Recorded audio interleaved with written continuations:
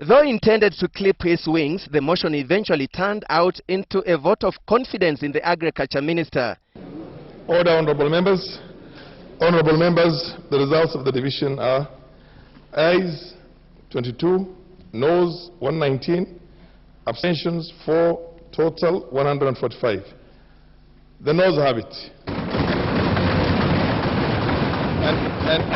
And consequently, the motion is lost. It was a motion meant to account for the corruption in the maize sector, but largely issues pertaining to the original intention were mired in what appeared to be political battles. When questions are asked of a ministry, it is not the questioner who must prove.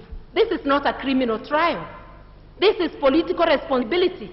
It is the minister who must prove. It is not the person who is asking. What about if those allegations are engineered by the very people who want to bring you down? Are you supposed to succumb? The Minister of Justice should tell us, instead of complaining in the press, what practical steps she is taking to fight corruption. Wrangles within the coalition government spilled onto the floor of the House in the full glare of cameras, with some reading succession schemes as opposed to war against corruption. Order, Honorable Kiraitu. Yes, what's your point of order, Honorable? Mr. Speaker, is Honorable Kiraitu Murungi, who has been mentioned in the oil scam, in order to use me as a scapegoat while debating. We are unable to fight corruption because we have converted corruption into a brand political instrument for beating down opponents and destroying the careers of those you don't like. I have discharged my responsibility as the Minister for Agriculture to the best of my ability, in the best way possible. And Mr. Speaker, if there was reason for me to resign, I would not spend 1 day or 1 minute waiting. Bonnie Harare has not been able to contribute and table facts here before the House because he's being interrupted, Mr. Speaker.